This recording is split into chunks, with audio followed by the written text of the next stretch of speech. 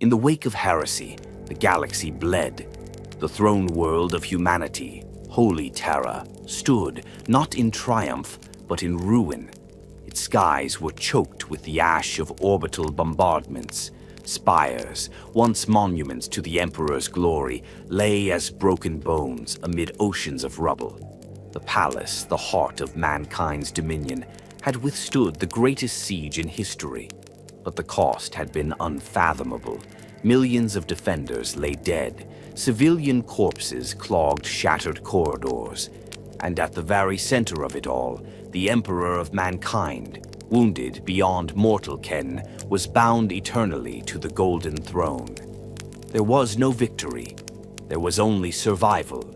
The galaxy reeled from the betrayal of Horus, the War Master, once beloved by all. The Horus heresy, 7 years of internecine bloodshed, had torn the Imperium apart. The War Master was slain, yes, cut down by the Emperor in the final, apocalyptic duel aboard the Vengeful Spirit. But the price had been almost everything. The Emperor's last act, before silence consumed him, was not conquest or command, but sacrifice. His shattered form was placed within the Golden Throne by Rogal Dorn, the loyal son who had found his father dying among the wreckage. And thus, the age of the Imperium began. Not with a coronation, but with mourning. The traitors had fled, harried and beaten, into the warp-strewn corners of the galaxy. But they were not destroyed. The threat remained, festering like an infection. The shattered legions of Horus scattered into the Eye of Terror, dragging with them billions of cultists, mutants, and renegades. Their Primarchs, warped and twisted by the gods of the Imperium, would rise again. And so began the Great Scouring, an era not of healing but of vengeance. The loyalist legions turned their wrath upon the retreating traitors. There would be no mercy, but vengeance, as it so often is, was not simple, not clean. Within this crucible of fire and broken ideals, a reckoning brewed, one not yet written in the histories of the Mechanicum or etched into the hallowed data vaults of the Inquisition. A reckoning born not merely of betrayal, but of pride, grief, and the terrible burden of loyalty. Its roots reached deep into the hearts of 2 legions, both masters of fortification, both sons of the same emperor, and both sworn enemies since the earliest days of the Great Crusade. At the center of this gathering storm stood the 7th Legion, the Imperial Fists. Once they had been the architects of the Emperor's dream, builders of bastions, wardens of humanity, proud warriors clad in yellow and devotion. They had fought on 1,000 worlds, erecting towers and citadels as they pushed the Imperium's frontier forward. They were defenders by nature, champions of stoic endurance. And at their head stood Rogal Dorn, the Praetorian of Terra, a Primarch carved from granite, unbending, unyielding, loyal beyond reason. Dorn had not hesitated when the call came to defend the throne world. It was his honor to prepare the palace's defenses. He built walls not merely of stone, but of resolve. And when Horus came, Dorn did not waver.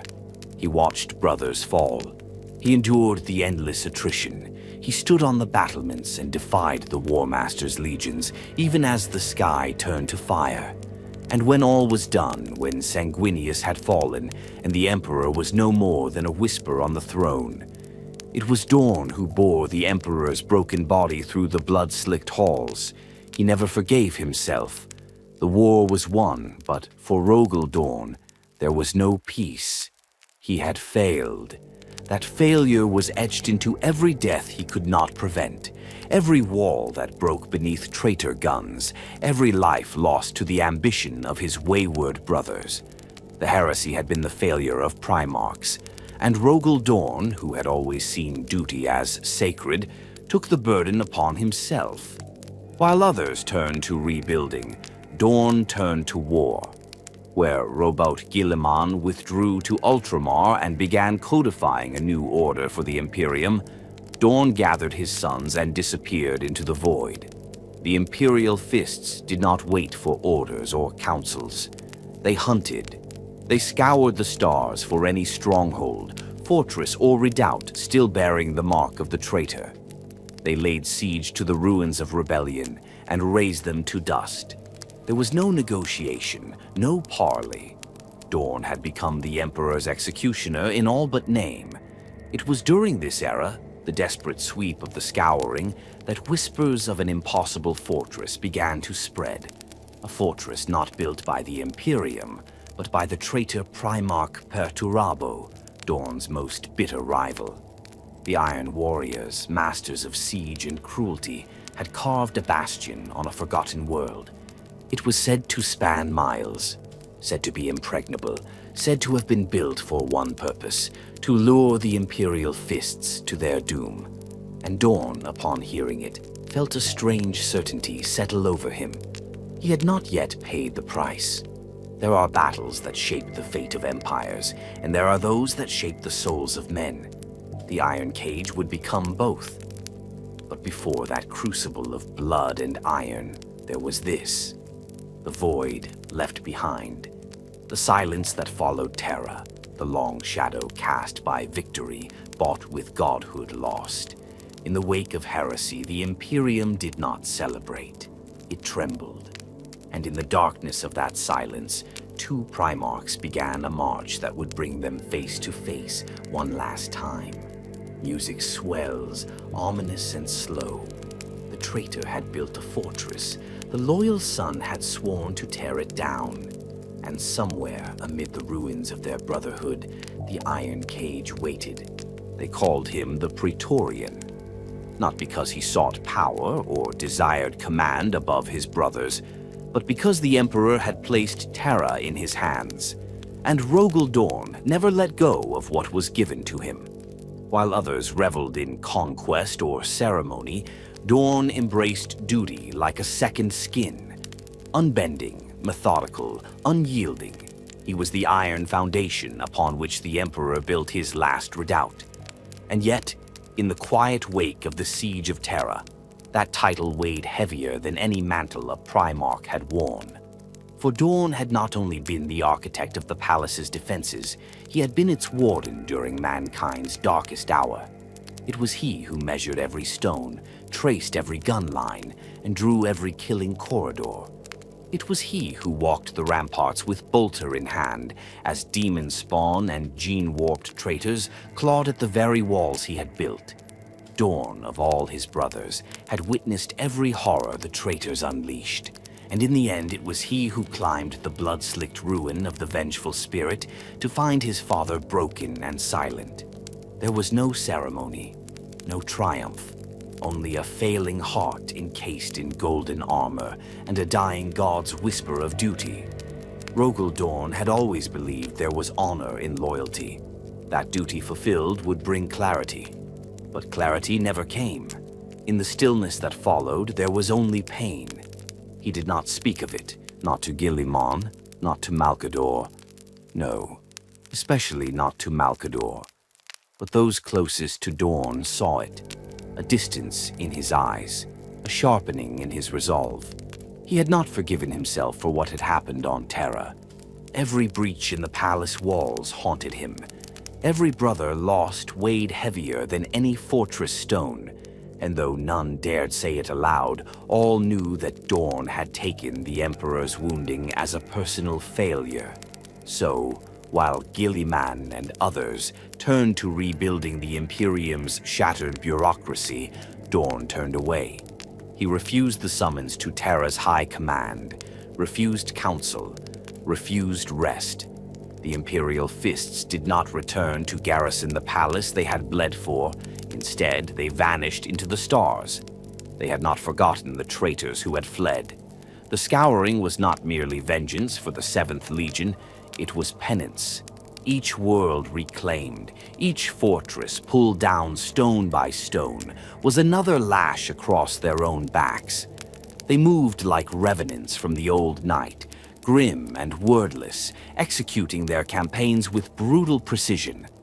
Dorn himself led from the front, clad in battle plate, still scarred from the Siege of Terra, wielding the mighty chainsword Storm's Teeth, with fury few had ever witnessed in the cold Primarch. His voice, always commanding, now carried an edge of finality. Orders were given like eulogies, and still the burden grew heavier. Those under his command whispered of changes. He no longer walked among his warriors between battles. His meditation chambers aboard the phalanx echoed with the sound of steel striking steel. He had begun reforging the Legion's weapons himself, hammering each blade as though willing it to endure more than he had. The Pain Glove, a device used by the Fists to atone and contemplate failure, became his frequent refuge. While Guilliman drafted tomes and Lorgar vanished into the warp, Dorn bled behind closed doors. To the wider Imperium, the Imperial Fists became a ghost legion.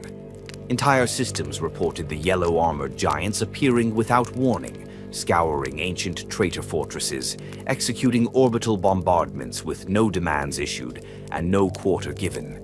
The Fists did not tarry. They razed the structures and left. In their wake only ash and silence, and Dorn always moved them onward. He never allowed a world to be held, only broken. This was not strategy, it was ritual. The traitors had broken faith with the Emperor, but to Dorn the greater failure was his own. He had not held the walls, and so now he would tear down everyone that bore the mark of treachery. When the word came of Perturabo's survival, the silence that followed in Dorn's strategium was thunderous. The Iron Warriors, those twisted reflections of the Imperial Fists, had not only survived, but fortified themselves anew. Where Dorn sought to unmake his failures, Perturabo sought to immortalize his hatred. It was fitting. They had always been at odds. Perturabo, master of entrenchment, who saw beauty in brutal geometry and cruelty in calculation. Dorn, the defensive savant, who built walls to shield, not torment. Their rivalry had begun long before the heresy, on Olympia, on Fall, in the chambers of council where Perturabo's bitterness boiled over. Even before Horus fell, these two had stared across a gulf of pride and principle that could not be crossed. And now the gulf had become a chasm. Dorn did not speak Perturabo's name aloud when he heard of the so-called Eternal Fortress. He simply marked the coordinates on the holomap and issued orders. Sebastus IV. That was where they would go. But before that fateful journey, there was another weight to bear. Guilliman had returned to Terra, bearing a new vision for the Legiones Astartes, a vision Dorn could not accept. The Codex Astartes, Guilliman's grand tome, called for the dismantling of the legions into smaller chapters. Dorn saw it as betrayal, disarmament through protocol, a bureaucrat's panic in response to Horus, not a warrior's wisdom. He argued fiercely, relentlessly. His defiance brought the Imperium to the brink of another war, loyal sons of the Emperor, nearly drawing blades over how to prevent the rise of another war master. It was Malcador's absence and the Emperor's silence that made things worse. The weight of decision rested on the living Primarchs, and none bore the weight more heavily than Dorn. He withdrew from the debate only after a period of self-inflicted penitence. 7 days in the Pain Glove, 7 days without food, sleep, or reprieve. What he saw within himself during that time was never recorded, never spoken of. But when Dorn emerged, his silence was final. He would accept the Codex, but not yet. There would be a trial first, one final act to define the Legion before it was broken. And Dorn, though he said nothing, already knew what that trial would be. The Praetorian of Terra had spent his entire life building fortresses to keep the enemy out. Now he would tear down one that dared keep him in. The iron cage awaited, and with it, the last true test of Rogal Dorn's burden. They had never been brothers in spirit, even before the galaxy burned. Rogal Dorn and Perturabo were carved from the same genetic mold, shaped by the same godlike hand, and yet they were destined to loathe each other. Their hatred was not born in the fires of betrayal. It was something older, something colder. A rivalry long buried beneath oaths and duty, ignored during the days of the Great Crusade, but never extinguished. The flames had always been there, flickering behind their eyes when they shared the same war council, when they built upon the same world, when one was praised and the other passed over. They were alike in many ways, and that was precisely why they could not coexist. Both were builders. Both were siege masters. Both could reduce a fortress to rubble or raise one from nothing with mathematical elegance. But Dorn built to protect, to preserve. He raised fortifications as symbols of hope and order. Perturabo built to dominate. To him, a fortress was not a shield. It was a cage for enemies, a trap waiting to be sprung. Where Dorn built walls to save lives, Perturabo built them to break spirits. It was during the Great Crusade that this divide began to fester. As the Emperor's vision swept across the galaxy, the legions followed like the blades of an ever-grinding scythe. There were countless worlds to conquer, Xenos empires to erase, and bastions to storm. Dorn and the Imperial Fists took pride in building up the Imperium's defenses in the wake of conquest. They were the consolidators, the restorers. Each bastion they left behind bore the mark of precision and purpose, a testament to their devotion. Perturabo watched from the shadows of shattered strongholds, his Fourth Legion the specialists in siegecraft, tasked with destroying what others could not breach. But where the Imperial Fists received glory and honor, the Iron Warriors were sent where the grinding war was ugliest, where there was no spectacle, only attrition, where the cost of victory was measured in corpses. Time and again, Perturabo watched Dorn hailed as a genius, while he received orders to bleed his sons dry against impossible odds. Resentment, slow and poisonous, began to consume the Lord of Iron. Inwardly, Perturabo began to believe that his worth was being denied, that the Emperor himself failed to understand the true cost of victory. He began to see the praise lavished on Dorn as a deliberate slight. Every laurel placed on the brow of the 7th Legion was a blade in Perturabo's pride. When Dorn was chosen to design the defenses of Terra, when the Emperor named him Praetorian, it was not simply favoritism to Perturabo, it was betrayal. That decision cemented the rift. The moment Dorn was named Defender of the Throne World, Perturabo's loyalty began to unravel. Fulgrim, ever the provocateur, had once joked at a gathering of the Primarchs that if the Iron Warriors ever turned traitor, they would be the ones to breach Terra's walls. Dorn, impassive as always, had replied, "So long as my sons breathe, no wall we build shall fall to any hand." It was meant as an affirmation, a simple truth. But Perturabo, already wounded by countless perceived slights, took it as the deepest insult. There were no oaths exchanged, no formal declarations of hatred. But in that moment, what little kinship remained between the 4th and 7th Legions withered entirely. During the Horus Heresy, the rivalry turned from quiet hostility into open war. When Perturabo joined Horus in rebellion, he made certain that his legion would cross paths with Dorn's. It was the Iron Warriors who ambushed an Imperial Fists fleet at the Battle of Fall. A savage void engagement that left dozens of ships gutted and drifting, their crews turned to vapor in the cold darkness. Perturabo had arranged it like a chess move, baiting the Fists into overextending and then striking with brutal precision. Dorn was not present at Fall, but the message had been received. Later, as the siege of Terra began, Perturabo seized his chance to outdo his rival once and for all. It was the Iron Warriors who led the siege engines against the walls Dorn had raised. The trenches dug before the palace bore Perturabo's mark, as did the artillery patterns that cracked its foundations. It became a personal vendetta woven into the war, Every breach in the Emperor's walls was a wordless accusation thrown in Dorn's face. And though the traitor Primarch was eventually displaced by Horus's shifting strategies, the damage had been done. Dorn would never forget. Neither would Perturabo. In the aftermath of the heresy, as traitor legions scattered into the Eye of Terror, Perturabo retreated, not just in space but into obsession. He had not taken Terra, but he had wounded it, and that wound, to him, was victory enough. Yet still it gnawed at him. His genius had not been properly recognized. His hatred for Dorn was no longer just rivalry, it was ideology. So he built a monument to that hatred, the Eternal Fortress. It was not constructed as a bastion of survival or as a rallying point for his dwindling forces. It was not meant to endure against the coming wrath of the Imperium. It was bait, a dare, a symbol, a message meant for one man alone.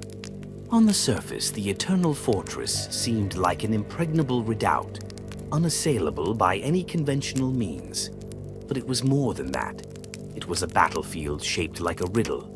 Every trench, every bunker, every concealed artillery position had been calculated not for defense, but to grind down an attacker in the most humiliating and exhausting way possible.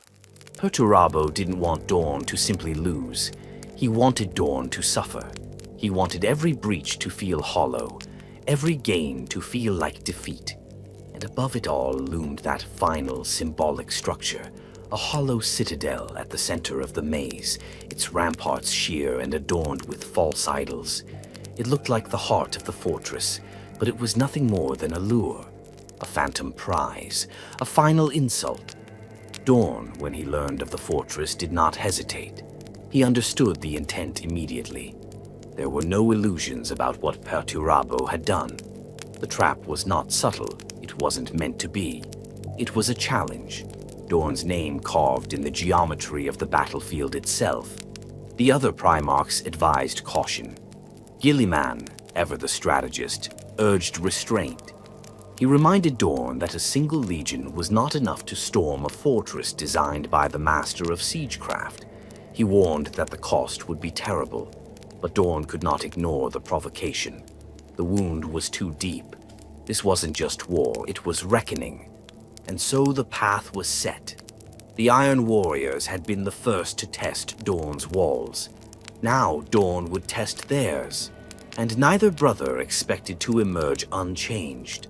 There was no beauty in Sebastus IV, no verdant forests to burn, no noble cities to sack, no long-forgotten relics of mankind's golden age. It was a dead world, a sunless husk cloaked in ash storms and veined with veins of rust-colored stone. It should have been beneath notice, just another nameless corpse in a galaxy choking on war. And yet, here stood one of the greatest fortresses ever constructed in the age of men or gods.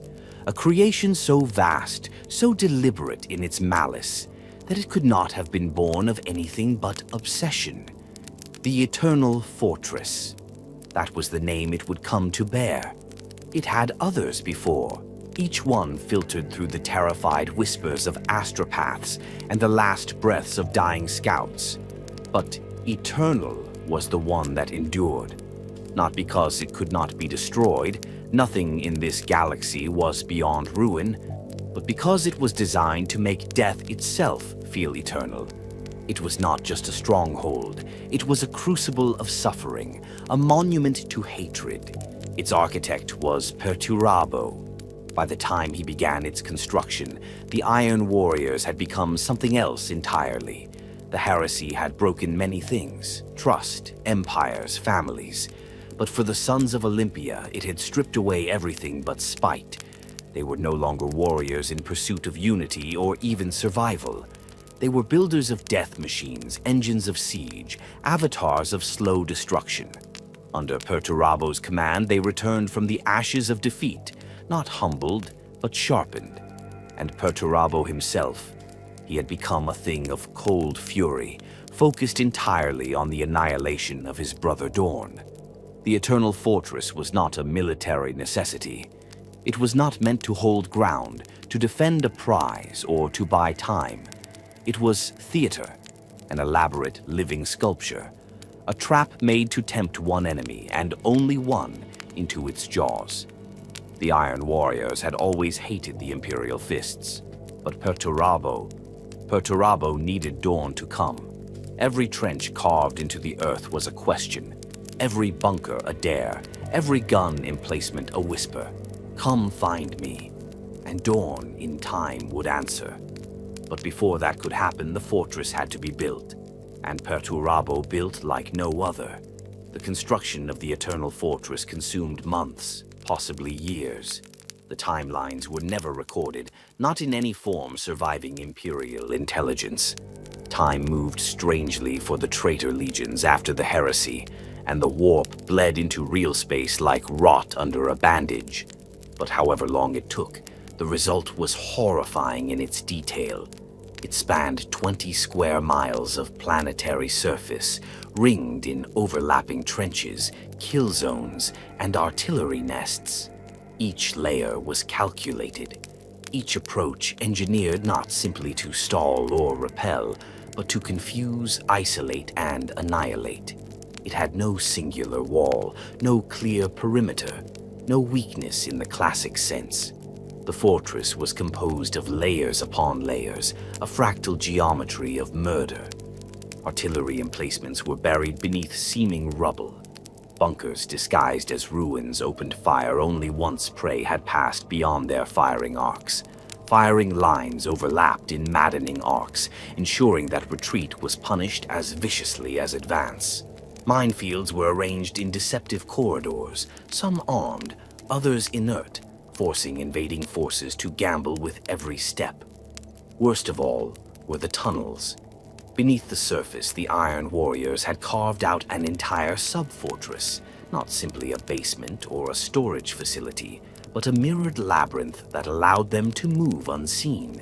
Here, kill teams could appear behind enemy lines as if summoned from the rock itself.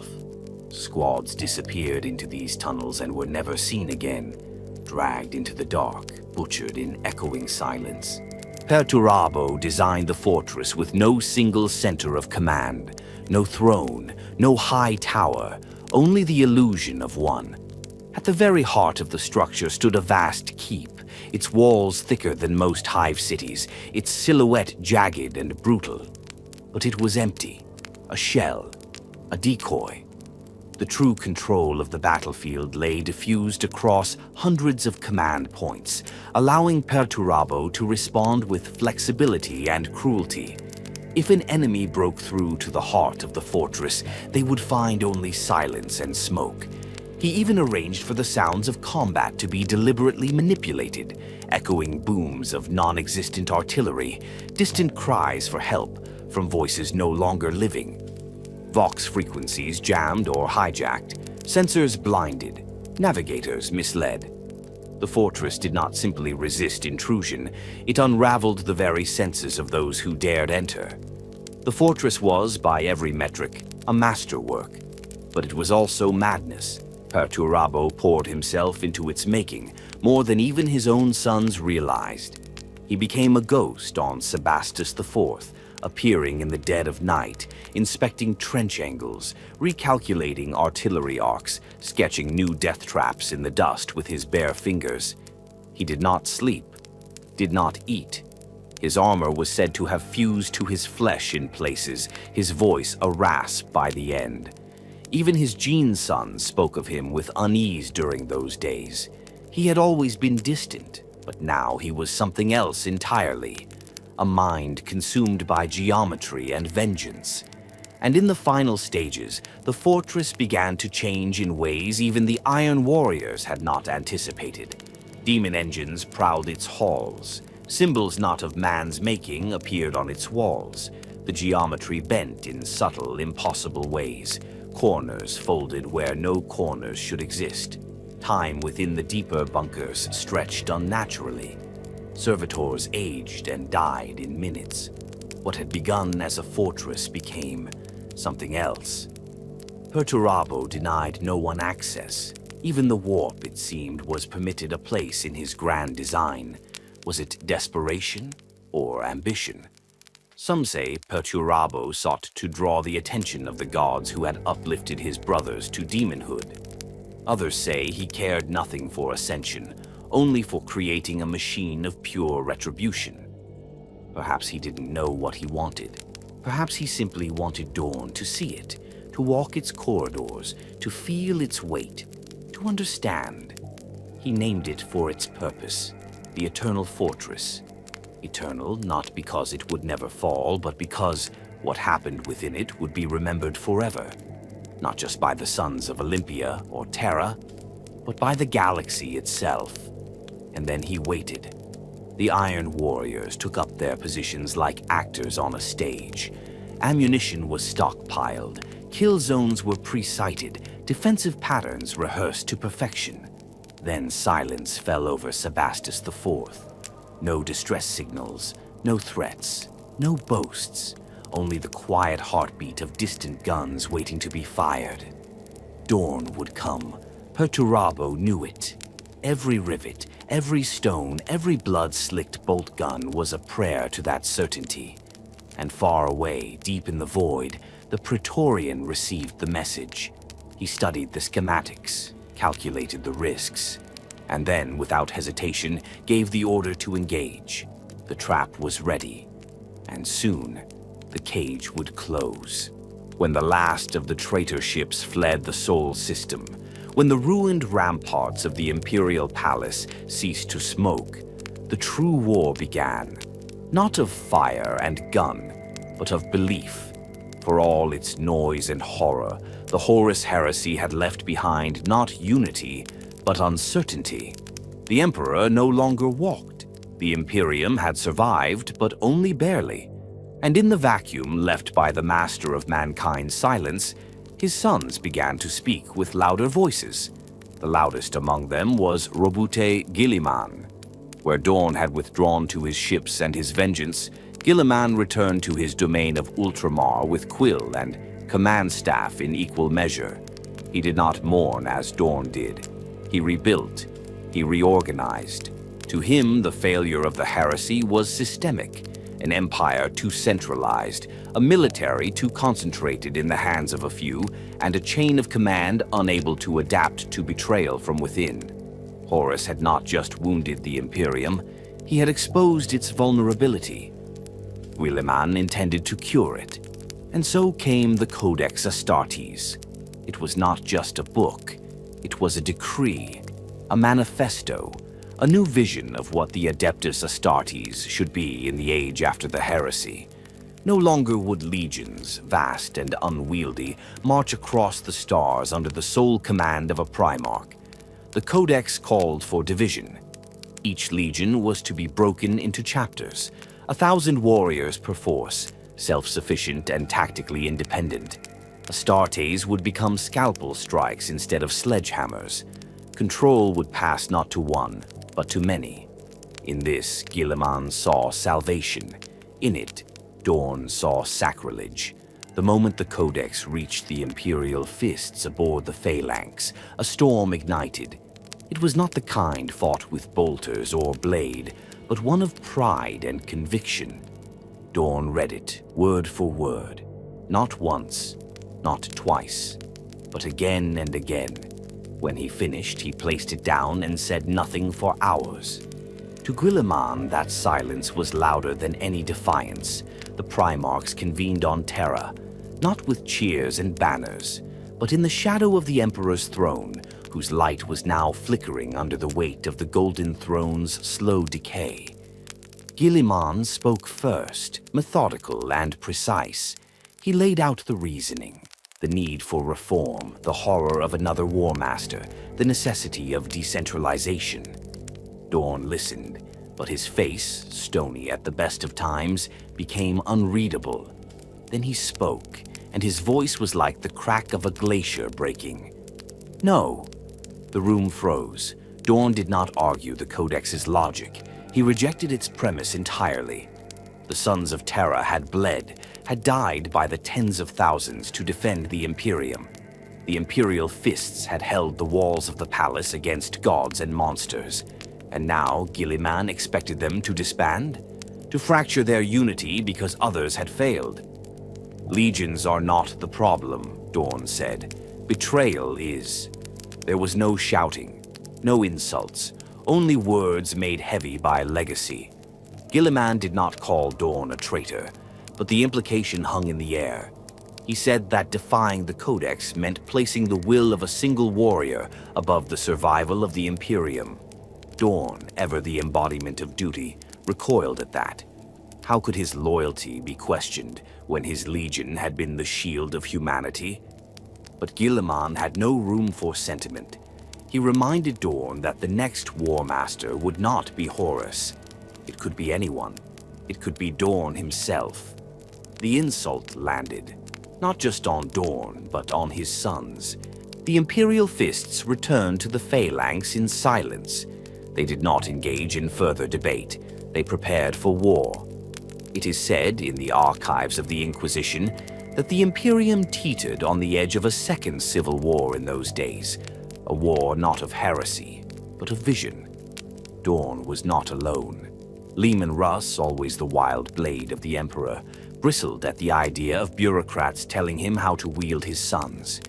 Vulcan grieved too deeply to speak much, but what little he said echoed Dorn's words. Even Corax, though quieter, questioned the need to strip identity from warriors who had earned every scar. But Guilliman's influence spread like ink through parchment. The Ultramarines, vast and organized, had already begun the transition. Their successors were forming with efficiency unmatched. Fleet by fleet, chapter by chapter, the Codex's will began reshaping the Astartes. The pressure mounted. Political, ideological, even spiritual. Dorn faced a choice: yield and divide his legion, or stand firm and risk being branded a traitor by the very Imperium he had given everything to defend. So he chose a third path. He would test them. He would not reject the Codex outright, nor would he embrace it blindly. If his sons were to be broken into chapters, they would first endure a crucible, something so profound, so defining, that no one could question their loyalty, their strength, or their right to carry their legacy into the new age. They would suffer as only the sons of Dorn could. They would prove themselves one final time, and if they failed, then perhaps the Codex deserved to be followed after all. Dorn never explained his full plan to his captains. He did not convene councils or gather votes. He simply began readying the Legion for war. Sebastus IV had come to his attention. Reports whispered of a fortress that defied the void itself, the signature of Iron Warrior's fortification patterns, the breathless testimony of a dead scout's final Vox transmission. Perturabo's name was not mentioned. It didn't need to be. Dorn knew, and he knew that Perturabo had built it for him, and so, in a decision that would define the Imperial Fists forever, Dorn declared his purpose. They would assault the fortress. All of them, the entire 7th Legion. Not because it made tactical sense, not because it was part of a broader strategy, but because it was the perfect test. No reinforcements, no support from other legions, no political cover. They would break the enemy's will or break upon it, and in the doing they would either prove the necessity of unity or the necessity of the Codex. It was a cruel gamble. Some whispered that Dorn had finally cracked under the weight of loss.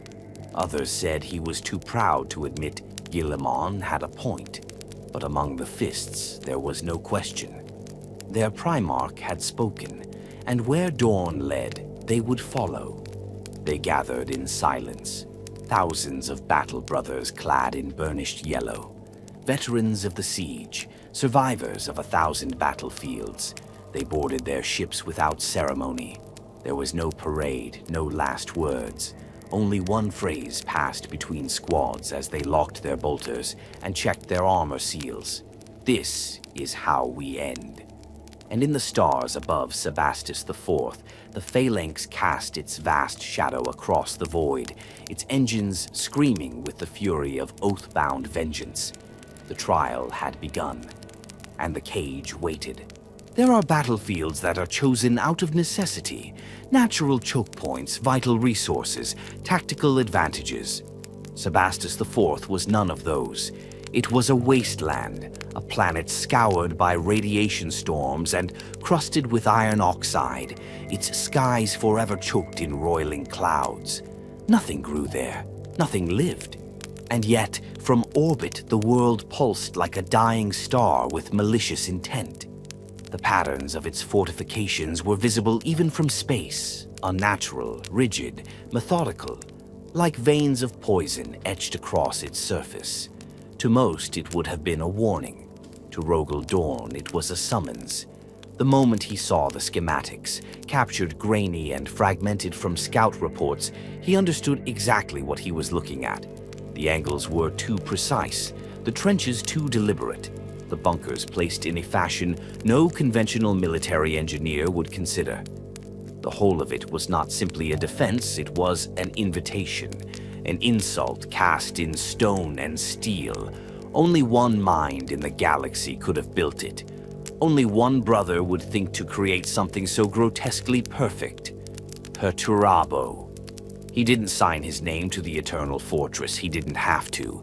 It was as unmistakable as a slap across the face.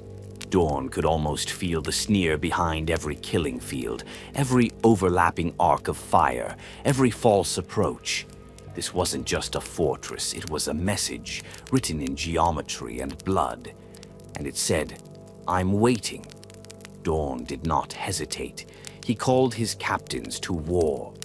The 7th Legion, still unbroken from the Great Crusade and the heresy that followed, was arrayed for battle once more. From orbit, the phalanx, the mighty star fortress of the Imperial Fists, eclipsed the surface of Sebastus IV. Gunships, strike cruisers, and Thunderhawk carriers peeled off from its sides like wasps from a hive. The preparations were immediate and absolute. There was no time for diplomacy, for reconnaissance, for coalition. Dorn was not coming to consider options. He was coming to bury his brother in his own monument. Yet, beneath the silence of his orders, behind the iron discipline of his legion, something darker stirred. The Fists knew this was not just another battle. There was no strategic value to the world, no high command directive. No aid from the other legions would be called. There was only the fortress and the will to face it. The truth spread in the quiet spaces between orders. This was the end. Some whispered that Dorn intended this to be a final test of the Legion's worth, a crucible by which they would be judged. Others believed he meant to die there, to bring Perturabo low, even at the cost of everything else. The Legion had suffered before. On the walls of Terra, they had stared into the eyes of gods and held firm. But this was different.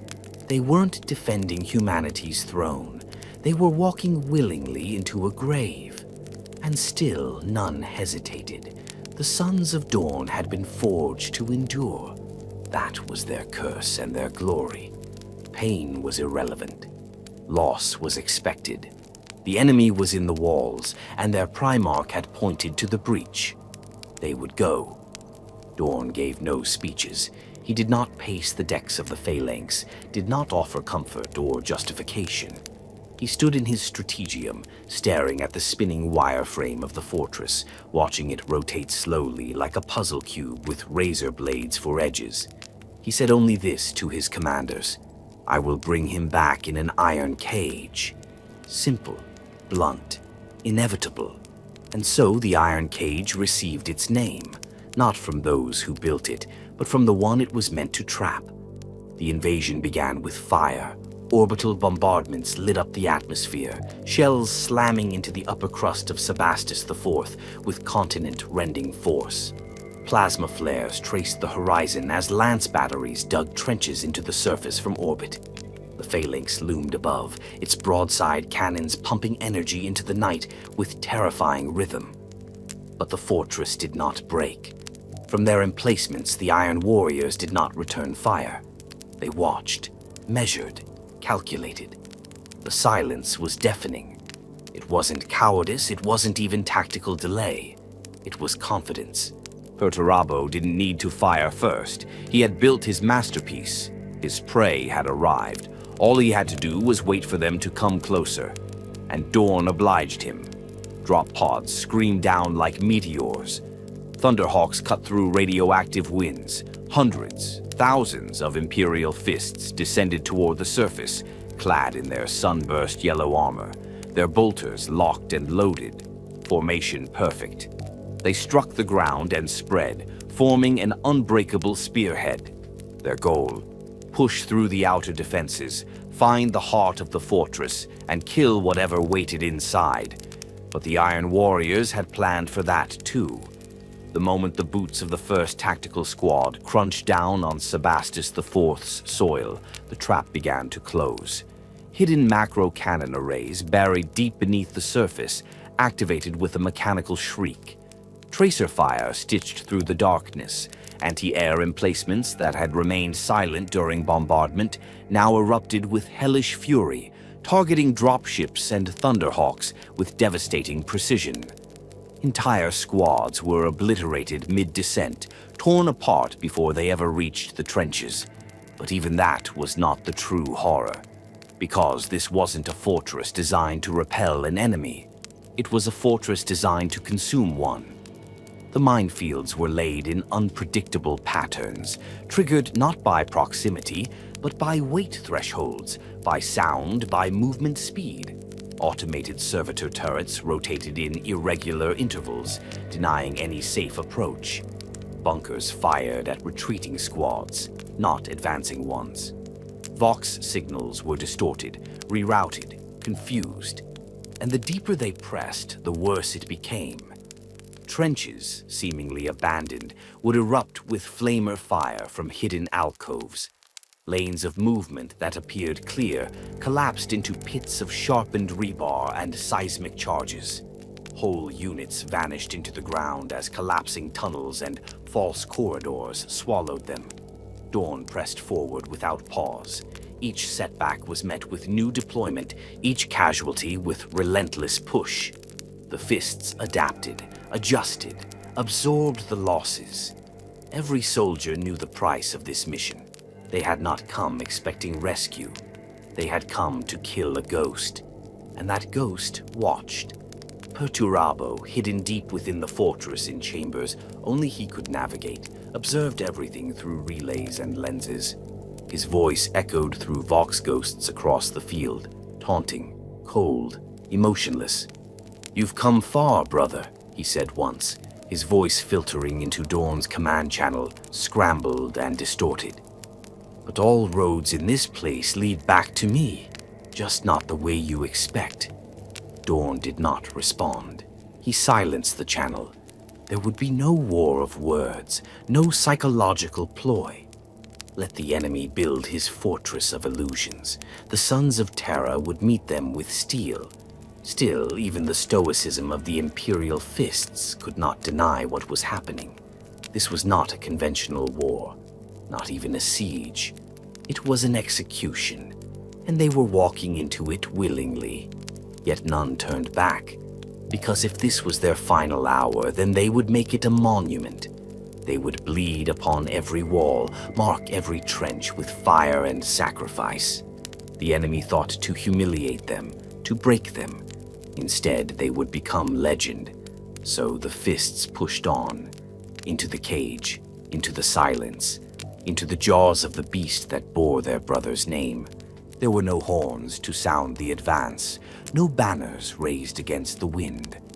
When the Imperial Fists breached the outer perimeter of the Eternal Fortress, they did so without pageantry or pause. They were not warriors seeking glory. They were tools of a will greater than themselves. They were the fists of vengeance, clenched and silent. The outer defenses had been a blood baptism. The landing zones were cratered tombs. The skies, once filled with the thunder of drop pods and gunships, were now charred and thick with ash. But the fists endured. They always endured. What they had faced so far was nothing compared to what lay beyond. The outer ring of the fortress, layered in trenchworks, gun nests, and collapsing kill boxes, had not been designed to stop an army. It had been built to sift it, to strain the strong from the weak. By the time the first companies pushed beyond those lethal boundaries, they were already diminished, their ranks bled of the untested and the unwary. Dorn had known this would happen. He had counted on it. What was left now was his iron core, hardened, blood-slick, unafraid. What awaited them beyond those lines was not a war zone. It was a maze. There were no clear streets, no straight corridors. The Eternal Fortress was not a castle, it was a labyrinth. Twisting trenches wrapped around sunken pits, bunkers connected to sealed tunnels that ran for miles, only to end in dead space. Machine spires jutted from the earth like broken bones, their purposes unknowable, their humming voices speaking in binary tongues no longer sane. Paths looped back on themselves, only to shift in the dark. Time lost meaning inside. Some squads reported that hours passed between movements. Others claimed they'd covered a kilometer in what felt like minutes. Gravity pulled strangely in some sectors.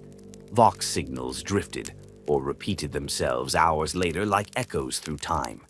A scout squad, separated briefly in a sudden storm of sand and static, was found a day later. Every member aged to near death, hair white, voices hoarse with unspeakable mutterings. Their armor was still fresh with paint. Their chrono logs had recorded less than 10 minutes. Perturabo had turned the warp itself into a weapon. The Imperial Fists advanced anyway. They mapped what they could, dropped locator beacons, left coded marks carved into stone and ferrocrete. Every corridor was measured, every shadow studied, every pattern dissected. They made sense of madness, not through intuition or psychic gift, but with stubborn, grinding effort. They were the Emperor's masons as much as his marines. Where the Iron Warriors had built, they would unbuild. But the deeper they moved, the fewer answers they found. The maze was alive, not in the sense of movement or breath, not overtly, but it shifted in ways no structure should. Walls that had been intact 1 hour would be rubble the next. Pathways collapsed behind them without sound. Entire sections disappeared from maps, swallowed not by demolition but by absence. Beacons vanished. Return paths sealed themselves behind layers of iron as thick as city walls. And all the while, the Iron Warriors watched. Rarely did they engage directly. They did not meet the Fists in glorious lines. They did not charge. They harassed. They disappeared. A sniper's bolt would crack through the air, claiming a sergeant, and then silence. Mines triggered in empty corridors.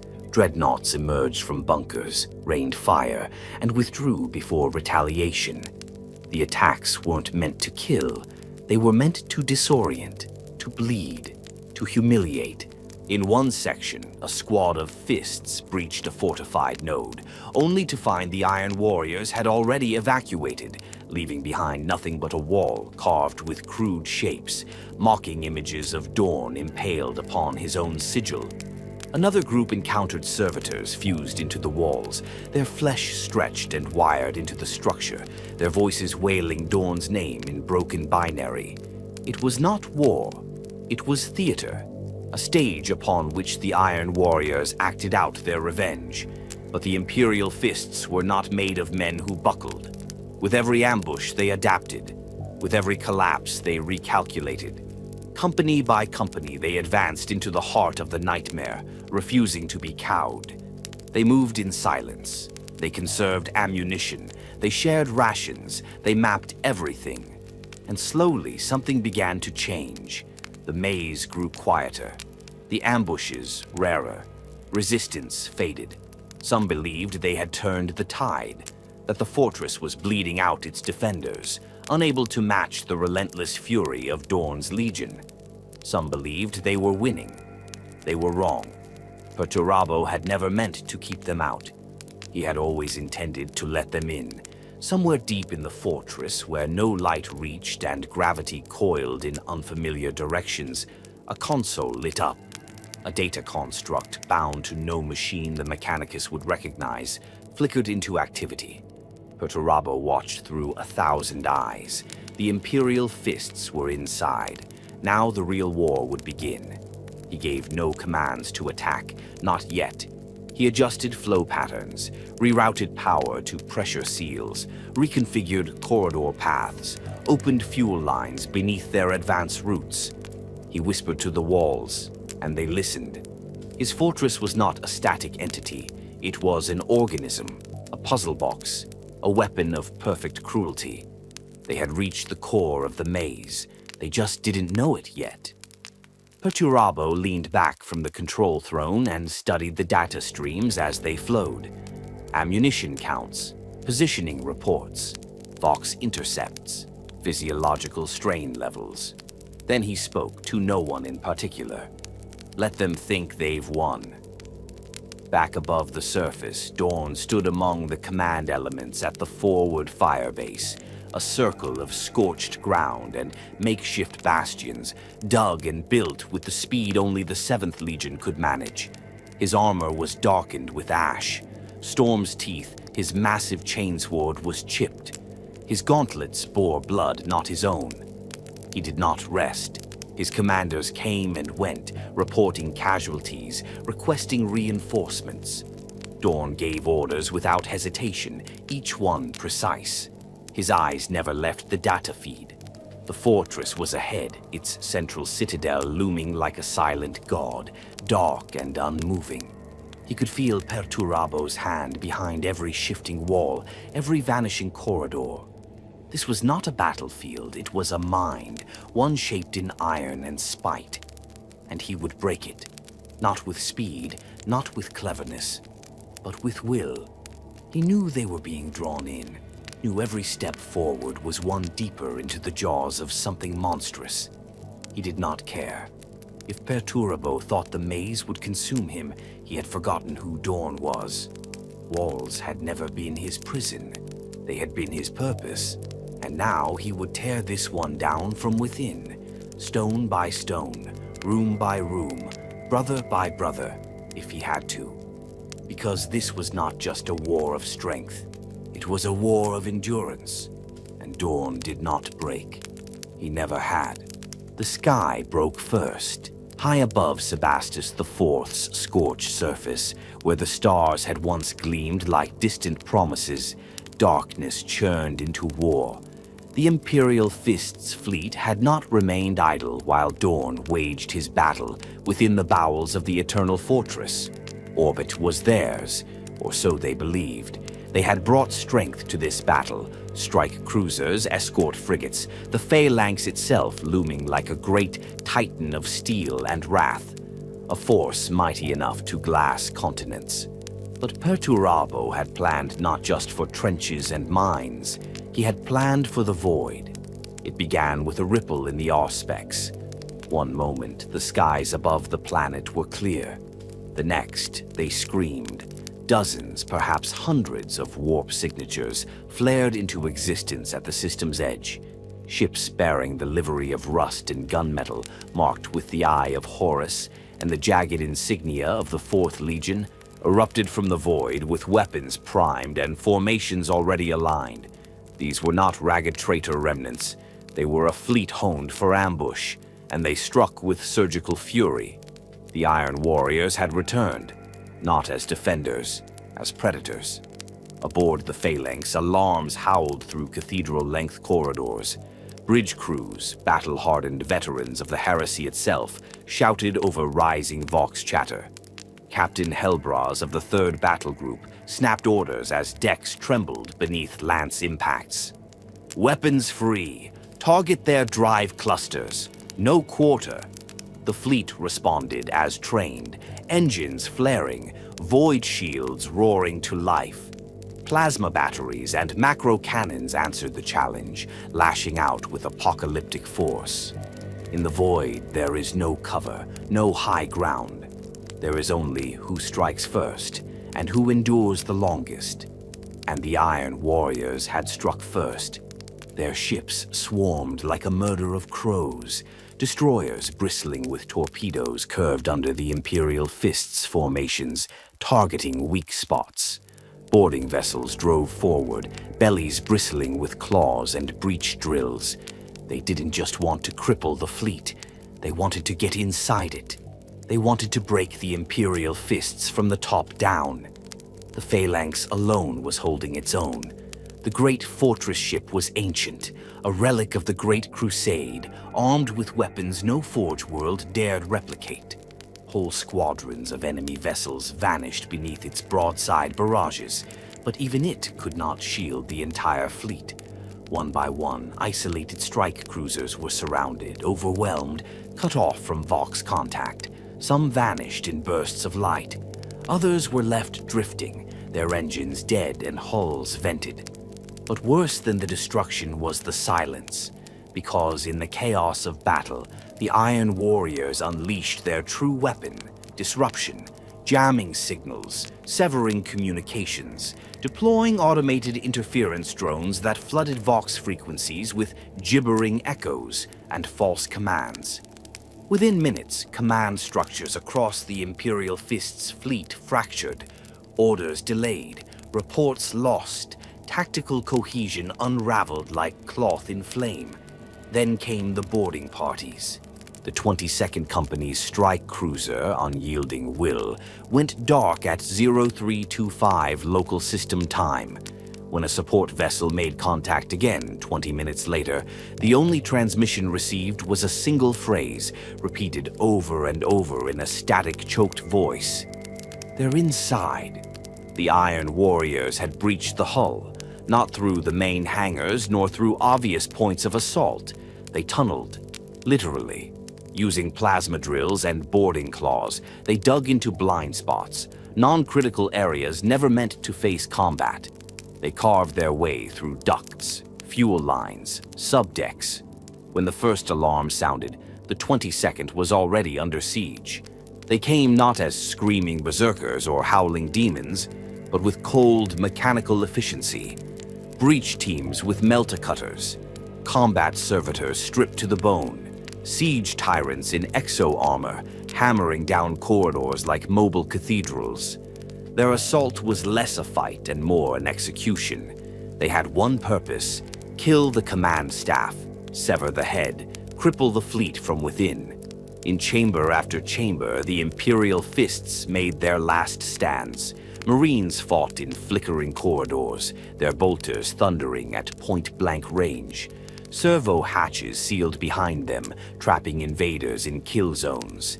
Chapters of the Codex Astartes were enacted in real time, boarding countermeasures drilled into every Space Marine from the day of their creation.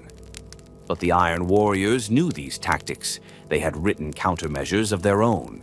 Back on the surface, the battle within the fortress raged on, but the skies above had changed. Vox links once relayed from the fleet above now stuttered with static. Artillery coordination faltered. Supply drops failed to arrive. Dorn's commanders tried to hail orbit, but the answers came warped, if at all. Only fragments. Fleet under assault. Unknown losses. They're coming down. And then, silence. Dorn did not flinch. When his communications officer turned, face pale, and said, "My lord, we've lost the fleet," Dorn simply replied, "Then the cage has shut." It was true. Perturabo's plan had never been to destroy Dorn's fleet in orbit. Not entirely. It was enough to cripple it. To sever the Legion's access to support, to evacuation, to the stars themselves. The Iron Cage was not just the fortress. It was the world. Sebastus IV had become a prison. Every one of Dorn's warriors planetside was now trapped. There would be no retreat, no resupply, no cavalry waiting beyond the clouds. The Imperial Fists were alone. Some of Dorn's senior captains urged fallback, not retreat, for that was not in the 7th Legion's vocabulary, but consolidation. Find defensible positions, hold what ground they could, wait for an opening. Dorn refused. He saw the trap. He had always seen it, and he had chosen to walk into it anyway, because if this was a prison, he would become the executioner. He ordered the advance to continue. Every squad, every company. No pause, no hesitation. The fortress would fall, or they would. And so into the silence of the fortress, beneath the broken sky, the sons of Terra marched on. Not because they believed they would win, but because their Primarch had not turned back. Because even if their fleet was shattered, even if the heavens burned, even if the sky itself fell, so long as Dorn stood, the wall had not broken. And they would rather die behind their wall than live without it. In the control vaults of the Eternal Fortress, Perturabo watched the skies burn. He saw the phalanx holding back the tide, saw boarding actions unfold, saw signal disruption, sever link after link. He measured casualties in percentages. He calculated hours until orbital superiority was his. He did not smile. There was no glee, only satisfaction. The trap had worked. Dorn was in the cage. Now, the bleeding could begin. They called it a fortress. That was the lie. The truth was far crueler. A fortress protects. A fortress shelters. The Eternal Fortress did neither. It consumed. It devoured. It was not a structure built to hold the line, but to erase the very concept of one. With every meter the Imperial Fists advanced, it revealed itself more as a butcher's maze than a bastion. And now, with the sky above them severed and their fleet reeling in orbital chaos, the Sons of Dorn were left with only one direction: forward, forward into hell. It began with silence. The initial fury, the thunder of bombardment, the screaming descent of drop pods, the staccato rhythm of bolter fire had faded, not because the battle had ended, but because it had changed. Gone was the open conflict of landing zones and shock assaults. Now came the attrition, the slow grind, the war measured not in victories, but in the inches of blood-soaked trench, gained at unbearable cost. The fortress did not fight like an army. It fought like a disease. Whole corridors seemed to breathe. Trapdoors appeared where none had existed hours before. Pressure sensors activated deadfall gates, slicing Astartes in half with adamantium shutters. Ammunition stockpiles, secured and marked, were rigged to detonate the moment they were opened. Thermal scans showed nothing. Auspex readings were blind. No more sniper nests, no more frontal charges. Now it was slow poisoning, asphyxiation by design. Psychological warfare not through propaganda, but through erosion. A squad might move through an entire trench complex without resistance, only to discover every exit collapsed behind them, sealed in with nothing but darkness and the low hiss of venting gas. Another squad might breach a bunker after hours of firefight, only to find a dead end filled with nothing but piles of rusted Imperial Fist helmets, placed neatly in rows, each one a silent accusation. Then the screaming began. Not from the Fists, never from them, but from the fortress itself. Vox channels lit up with garbled transmissions, fragments of old messages from fallen battle brothers, voices half familiar warped into madness. Pull back. No, no, we hold. Dorn, I see them. I see them in the walls. We never left Istvan. All lies, all carefully orchestrated. Perturabo was not just watching. He was speaking. He understood his brother in the way only enemies can. He knew Dorn would not break from pain, from loss, from tactical failure. But confusion, doubt, the slow unraveling of order, that was the chisel. Not a hammer against the shield, but water dripping on stone until it cracked. But even as the trap deepened, even as the walls closed, the Imperial Fists refused to shatter. They responded as they always had, with method and discipline. A lesser legion might have panicked, might have turned in on itself, accused the fortress of sorcery, sought shelter in superstition. But the Fists endured. They mapped every corridor they crossed, even when the maps failed. They tallied their dead with reverence. Every fallen brother was noted, remembered, and left only when no recovery was possible. They sealed off compromised sectors with their own explosives. They scavenged Iron Warrior munitions and repurposed them. Where a tunnel collapsed, they dug another. Dorn had trained them for this. Not for this fortress specifically, but for hopelessness. For the inevitability of being outnumbered, outmaneuvered, outgunned, and pressing forward regardless. He did not promise survival, only purpose. And so the battle became a ritual, not a charge, a carving.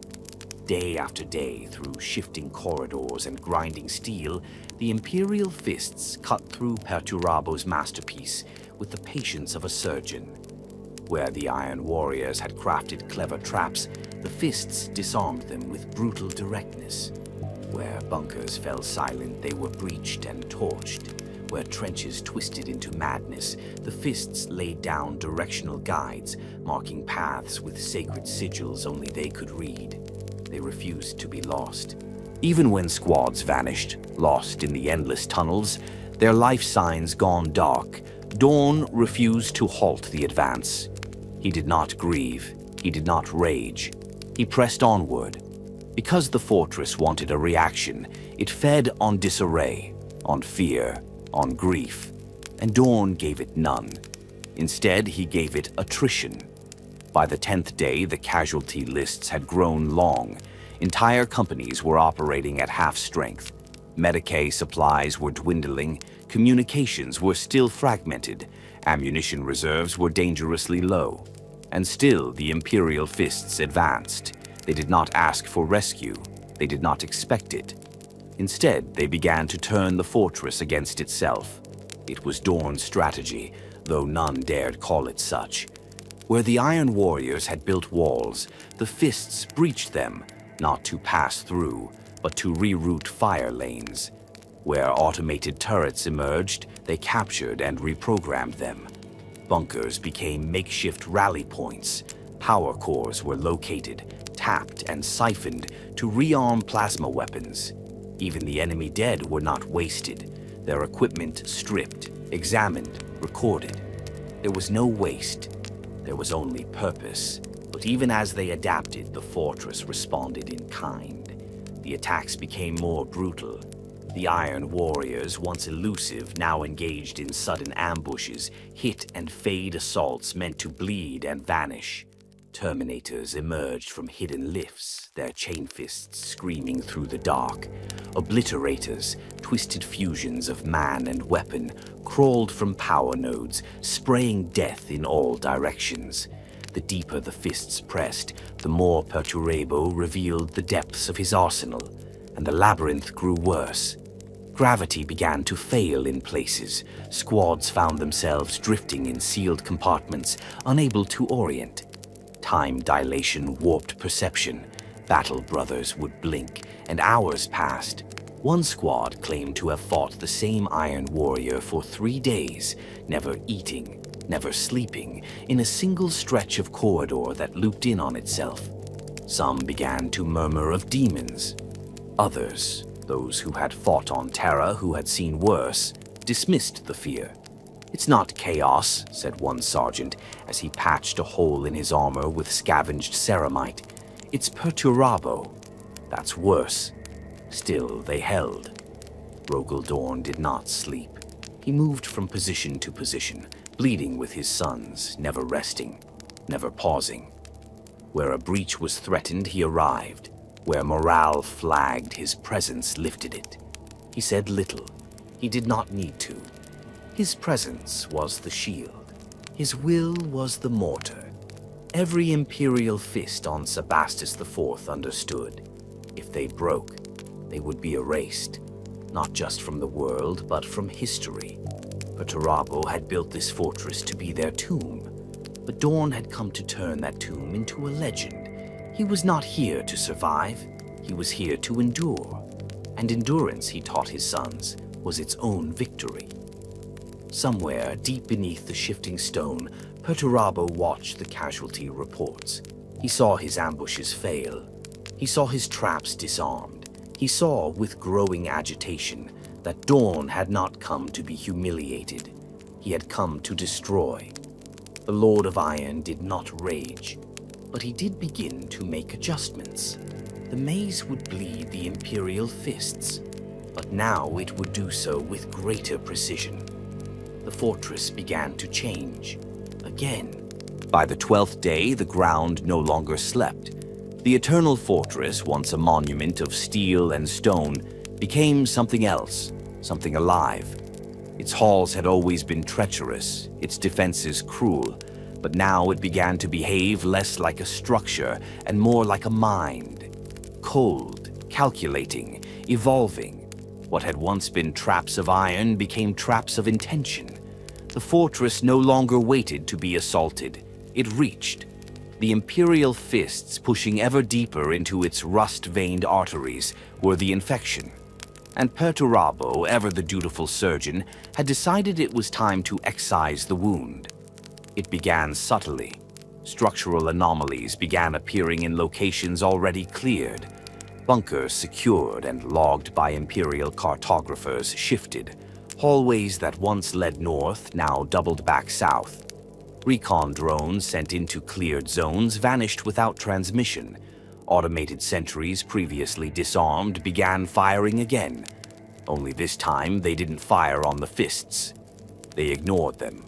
They waited, observed, adapted. Then the lights changed. Low-lit corridors, once burning with cold lumen glow, dimmed to a pulsing crimson. It was not a technical failure. It was a choice. The fortress wanted them to see it bleed. Shadows deepened, not from darkness, but from the bending of geometry itself. Angles twisted subtly. Vox frequencies became distorted with rhythmic pulses. Some claimed it was the beating of a heart. Others thought it was breathing. One veteran sergeant, a Terran-born warrior who had fought at the Eternity Wall during the Siege of Terra, muttered only once as he surveyed the new shifts.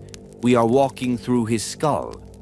Because Perturabo was no longer content to merely observe, he was intervening. The first sign came in the form of silence. A forward recon squad, 10 Astartes under Captain Varnor, had been tasked with pushing into Sector Omega 11, a labyrinth of collapsed infrastructure and power cores. Contact was lost 17 minutes after entry. Standard procedure was to wait. Fists do not panic. They confirm. But no return signal ever came. No distress beacon. No Vox hiss. Nothing. A recovery team was dispatched. What they found was not a battlefield. It was a display. 9 of the 10 missing Marines had been arranged in a circle, each standing upright, bolted into the floor through the knees. Their armor had been flayed open with plasma cutters. Their gene seed had been surgically extracted and placed in neat piles beside each corpse. Their bolters were intact, fully loaded and laid at their feet. The 10th Marine was not there, but his helmet was, placed neatly on a pedestal of iron. Inside was a recording. Captain Varnor's voice, calm, flat, monotone. He knows our patterns. He's watching us, watching him. This isn't war, it's art, and we are the pigment. The fortress had become more than a trap. It had become a message. Far behind the lines in the makeshift command hub buried in a collapsed bastion, Rogal Dorn stood over a hololithic representation of the fortress. What had once been static, lines, corridors, waypoints, was now in flux. The map no longer obeyed standard topography. Paths once cleared became errors. The system began redrawing itself in real time, responding to phantom movement and impossible feedback. Dorn didn't blink. He's changing the battlefield. A tech marine looked up from his console. "The internal architecture is fluid, my lord. Not just physically, mechanically, spiritually. There are markers of non-Euclidean curvature, and some of our servo skulls have reported visual echoes." Echoes? They see us walking through corridors before we've entered them. The Primarch said nothing. He turned back to the projection, eyes narrowed. Perturabo was not content to let the fortress remain passive. He was actively reshaping it, reconfiguring it in response to Dorn's every move. Dorn had studied siege warfare all his life. He had fought wars where enemies shifted tactics, rearranged lines, repositioned assets. But never had he fought a fortress that changed its own anatomy. And still, he refused to stop. "Continue the advance," he ordered. "But my lord," said Captain Etain, a veteran of the Iron Cage's earliest days, "if we cannot map it, we cannot coordinate. We're fighting ghosts in a maze that rewrites itself. What are we advancing toward?" "Truth," Dorn said. "His truth." The command chamber fell silent, because they all understood. This wasn't about defeating the Iron Warriors. It was about dragging Perturabo into the light, whatever it took. The next stage of the fortress's transformation was not subtle. The Earth itself began to shift. Massive tectonic movements were triggered beneath the fortress, not natural ones, engineered. Vast compression plates buried deep under the planet's crust began to tilt. The landscape responded like a wounded beast. Whole corridors split in two. Trenches collapsed. Artillery pits, once silent, detonated inward, swallowing companies whole.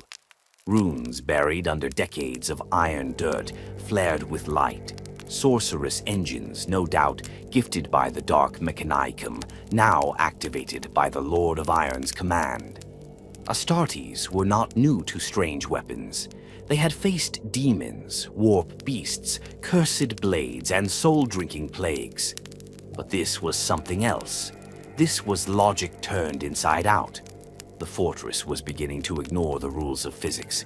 Entire squads vanished from the top levels, only to reappear 20 meters below, buried alive in stone. Meltaguns ceased to ignite. Promethium burned blue instead of orange. Time itself flickered. Squadrons reported gaps in memory, blackouts, sudden jumps in positional data. And through it all, the Iron Warriors attacked. Not to kill, but to herd. Assaults came at the flanks, pushing fists into preordained routes. Mines were tripped not to detonate, but to redirect. Doors closed at just the right moment to isolate squads from one another.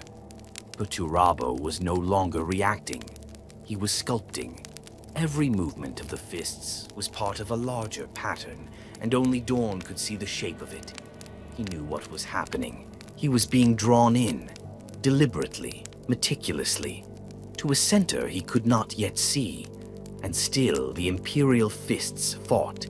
They fought through hallucinations, through corridors of reversed gravity, through screaming walls and whispering vox static that carried voices of the long dead. They fought through demonic echoes and echoing wounds. They fought because Rogal Dorn was still standing, even as his sons were carved down by siege tyrants, buried beneath collapsing ceilings, lost in time-warped voids. They followed the golden ghost of their Primarch through the dark. Dorn gave no speeches. He did not comfort. He led. Sword in hand, helmet sealed, his armor battered and cracked, Dorn stood at the head of his dwindling legion and carved a path through the madness. He understood now. Perturabo didn't want to defeat him. He wanted to break him. To prove that the fortress, the symbol of everything Dorn had ever built, everything he had been, could be turned against him. That endurance was weakness. That order was a lie. That nothing in the end was truly unbreakable. Dorn smiled, not from amusement, but from recognition. Because in that moment he knew something his brother did not. Fortresses did not endure because of walls. They endured because of those who chose to defend them. And Rogal Dorn had made his choice. The fortress might shift, the fortress might bleed, the fortress might awaken, but it would not stop him. Nothing would. Deep within the warped labyrinth of Sebastus IV, time lost its grip. Days had passed. How many? No one could say with certainty. Hours melted together like metal under a forge. The chronometers worn by the Imperial Fists ran inconsistent, some ahead, others behind.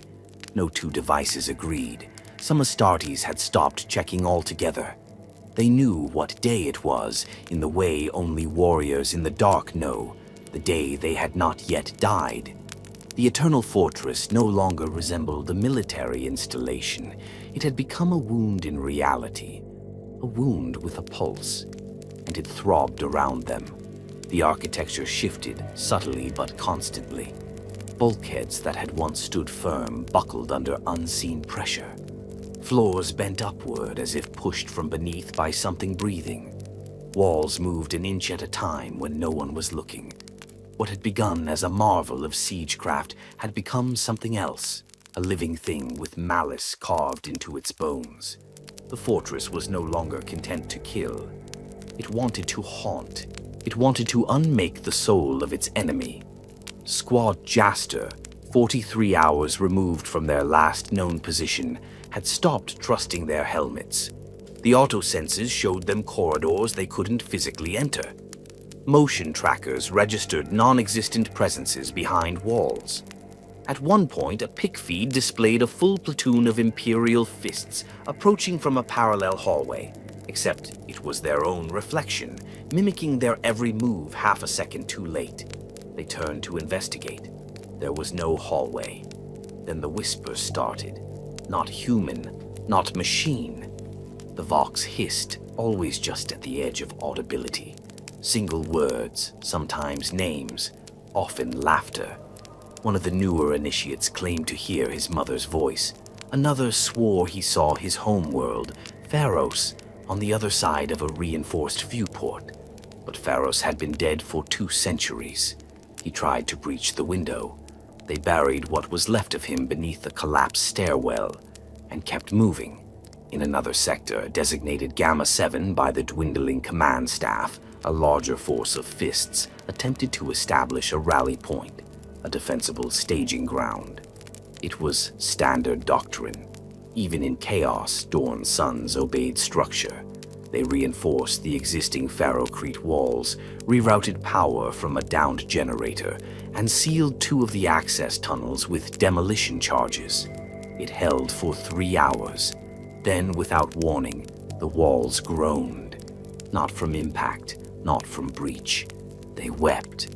Actual moisture, thick and black, oozed from the seams in the walls. The ground rippled underfoot like a stretched membrane.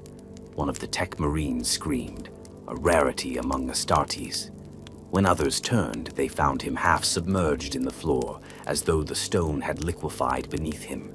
His body twisted as it sank, armor buckling inward, ribs imploding. By the time they reached him, only his helmet remained. The eye lenses glowed, then went dark. They detonated the fallback point themselves and retreated, leaving behind no trace. They knew better than to hold ground against ghosts. Far below, deeper than even the Iron Warriors had dared excavate during the construction, there were corridors never meant to be reached. They were not tactical, not strategic, not functional. They were messages. Dorn himself walked there now, alone save for 2 veteran bodyguards, his path lit only by the crackling blue fire of his warplate. He had been following the pattern for hours, following the rhythm that only he could perceive. It was not a pattern of logic, or of geometry, or even of military thinking. It was a pattern of madness, but it was his brother's madness. And Dorn had always understood Perturabo better than Perturabo ever understood him. The corridor before him curved in impossible ways. The stone was carved with runes, some Olympian in origin, others older, cruder, possibly demonic. It was unclear. The walls bled sparks, Floor tiles were etched with fractal designs that shifted when not observed directly. More than once, Dorn found himself walking in loops. Same hall, same bloodstain, same broken iron warrior helm, but from different angles. His bodyguards began to falter. One removed his helmet. A mistake. He looked up. His eyes widened. He screamed a name no one recognized, fired 3 shots from his bolt pistol into a blank wall, and then, weeping, drove a combat knife through his throat. Dorn said nothing. The other remained silent. They walked on. The fortress was no longer trying to kill Dorn. It was trying to talk to him. The signs were everywhere now, shapes arranged in precise patterns, the number 4 repeating endlessly, as if in a whisper. At the end of one hallway, he found a pictograph etched into the stone, a child's crude drawing of 2 figures, one tall and armored holding a hammer, the other, smaller, building a wall. Above them, a crude star. Dorn stared at it for a long time. Perturabo had left this for him, not out of nostalgia, out of spite. He wanted Dorn to see what he had become, or what he believed Dorn had always been. The fortress whispered again, through dust, through vibrations, through memory. You made me this way. You were always the favorite. You were chosen to build while I was sent to destroy. Your walls were monuments, mine were tombs. Dorn did not argue. He did not rage. He simply pressed his armored gauntlet to the wall and kept walking. Elsewhere in the fortress, the war continued. The Imperial Fists fought in fragmented formations now. Squads had broken apart. Command hierarchies had frayed. Only proximity and instinct held them together. They no longer used standard formations. They moved like insects through a corpse, scavenging, striking, surviving. Each room they cleared felt more like a wound than a victory. Every now and then they encountered iron warriors, small, disciplined units who struck with methodical brutality. No screams, no cries, just death. But these were not reinforcements. They were remainders, phantoms of the trap's design. It became clear. The Iron Warriors were no longer truly fighting. They were watching, recording, cataloging every death, every movement, every flaw. Perturabo wasn't just trying to kill Dorn's sons. He was trying to understand them, to finish his thesis on pain. Back at the surface, a new message was received, a single astropathic burst, too garbled to trace, cut through the noise. It bore a signature of loyalist origin, and it ended with 2 words. They're coming. No one knew who. No time to reply, no confirmation. But it sparked a flicker of something the Fists had long buried. Hope. Not that they would be rescued, but that someone would see what they had done, that someone would remember. And still, Dorn moved, deeper. The corridors were narrowing now, the walls closer, the pressure mounting. But he was getting close. He could feel it. The center was near, the heart of the cage, the place where Perturabo waited. Not with an army, not with a blade, but with a truth. A final confrontation between 2 minds shaped not by love or hatred, but by rivalry old as empires. A war not just of brothers, but of ideas. Steel groaned beneath his feet, the wall before him shimmered, and the stone whispered one last time. You cannot endure this. Dorn stepped forward. Watch me. By now, there was no longer a front line, only fractures. The Eternal Fortress, so meticulously designed and cruelly orchestrated, had succeeded in its true purpose. It had unraveled the Legion. Not in loyalty, not in resolve, but in cohesion. The 7th Legion, paragons of precision, had been scattered like shards of glass across a battlefield that no longer obeyed the rules of space or sanity. They had not faltered, they had not surrendered, but they had been broken apart. Squads moved in isolation, Some operated in near total silence, conserving power cells and breath. Others fought their way through sealed halls for hours at a time without knowing if any of their kin still lived beyond the next corridor. They stopped marking time. They stopped counting bullets. Everything was survival now, dictated not by doctrine, but by the will to keep going, step after step, bolt shell after bolt shell, scream after scream. It wasn't chaos that plagued them. It was something worse, design. Every loss was calculated, every path pre-planned. Perturabo's cruelty had become mathematical, an equation written in suffering. He had found the formula to attrition, and the variables were Dorn's sons. And now the numbers were running thin. Sergeant Halbrecht's unit had once been 30 strong. By the 17th day of the siege, he led 4. They had no Medici, no Vox. They hadn't seen another living Astartes in over 2 cycles. Yet they still moved forward. They didn't know why anymore. Orders had long since stopped coming. There was no command grid, no fallback point. But in the quiet, there was the echo of Dorn's final briefing before planetfall. "You will go until the walls no longer stand," he had said. Not until victory, not until relief, until the walls no longer stood. So Halbrecht walked. They moved through a corridor of bone, literally. Whitewashed steel ribbing had been overlaid with calcium deposits, as if the fortress had grown a skeleton of its own. The floor beneath their boots crunched with ash. The air was heavy, not with smoke, but with memory, like it remembered every scream, every broken oath, and played them back in silence. The youngest of them, Brother Yaren, paused to rest beside a wall. He leaned back only to recoil with a hiss. Embedded in the wall, perfectly preserved in the metal, was the face of another Astartes, his features stretched in a frozen scream, his armor half fused to the structure. Not dead, not alive, trapped. "I think it's watching us," Yaren said, voice strained. "No," Halbrecht answered. "It's listening." They moved on.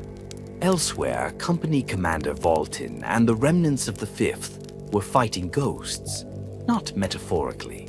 The Iron Warriors they faced no longer obeyed physical laws. Some flickered in and out of phase, their limbs distorting, their armor writhing with tendrils of molten data. Others walked calmly through walls, raising weapons formed from fused metal and warp-forged bone. These were not the same enemies that had ambushed them at fall. These were the results of long exposure to the Eye of Terror, of demonic pacts carved into flesh and function. Not all of them were even Iron Warriors anymore, not entirely. They attacked without fury, without joy. Their weapons sang with efficiency, their strikes surgical. They moved like programs executing preset commands. Valtin's men met them with what little ammunition remained. They fired until their bolters clicked empty. Then they advanced with blades, then fists, then teeth. When a legion is pushed beyond the point of war, it does not break. It becomes something simpler. It becomes instinct. And all the while, Rogal Dorn carved deeper. He no longer slept. If he closed his eyes, even for a moment, he risked seeing the things the fortress wanted him to see. Visions. Some showed terror, but not as it was, burning, hollow, shattered. Others showed his brothers, dead or damned, Guilliman's corpse on a battlefield of shattered data slates, Vulcan crucified beneath the ruins of a broken city, the Emperor himself speaking in voices not his own, his face split into thousands of weeping eyes. Each was tailored, each crafted to pierce his discipline, to burrow into the granite of his mind and widen the cracks. But Dorn did not flinch. He pressed on, one step at a time, deeper into the center of the nightmare. His armor was damaged, blackened at the pauldrons, gouged at the chest. One of his vambraces had been shattered and replaced with a crude plating of Iron Warrior scrap, bolted in place by his own hand. Storm's teeth, his chainsword, was dull at the teeth. Its motor stuttered. Still he carried it. Still he swung it. He did not lead anymore. He hunted. For Perturabo. For the end. They finally reached the gate. It was not made of iron or adamantium or even stone. It was made of memory. A great archway carved from scenes of their shared past. Dorn and Perturabo as boys, as warriors, as commanders. One side showed them standing together on Terra, overseeing the building of the first bastion. The other depicted them at the siege, separated by fire and blade. Between them, a throne. The final insult. Perturabo's voice echoed through the chamber. "You came to cage me, brother," it said, "but you've only brought yourself to judgment." Dorn didn't reply. The gate opened, not with mechanical locks, but with surrender. The walls themselves withdrew, like they feared what was coming next. Beyond lay the central chamber, the heart, the mind, and Perturabo. Back across the fortress, the battle reached a fever pitch. Whatever dark engine powered the eternal fortress had begun to burn too hot. The structure was failing under its own pressure. Collapse zones buckled. Energy surges melted doorways. Some iron warriors turned on each other in confusion, their control protocols corrupted by whatever unnatural forces had been tethered to the foundations. The Imperial Fists, even in their ruin, saw the shift. They pressed with renewed fury, not because they believed they could win, but because they had reached the breaking point where pain no longer mattered.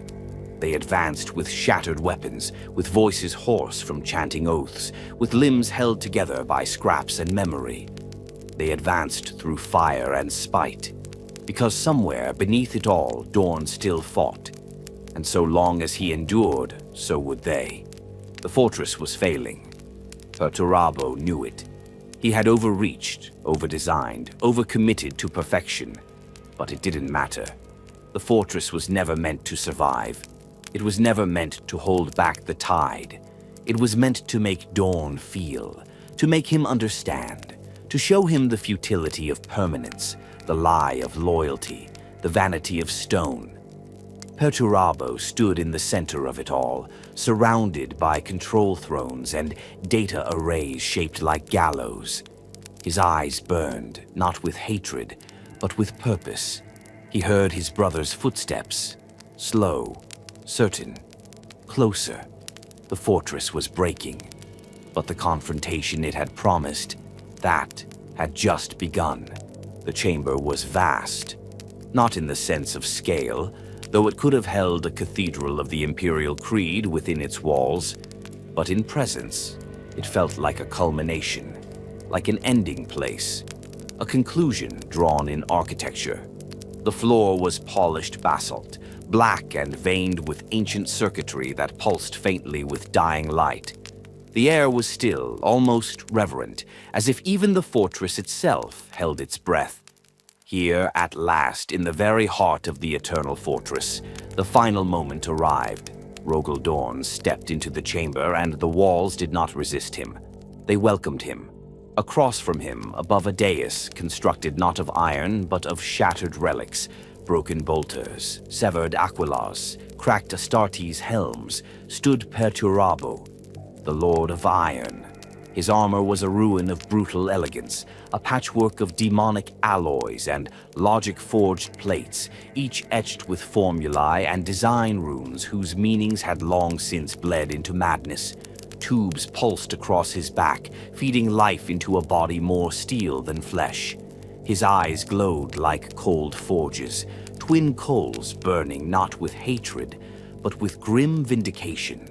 There was no immediate violence, no roar of chainswords, no thunder of gauntlets. There was recognition, two Primarchs, two minds, born of the same genome, molded for war, broken by it in different ways. Dorn, impassive, bloodied, hollowed by loss. Perturabo, coiled with fury disguised as clarity. "I wondered," Perturabo said, his voice low, mechanical, stretched thin through vox cords and centuries of bitterness, "how long it would take you." Dorn said nothing. I built this for you, the traitor continued, gesturing not around but inward.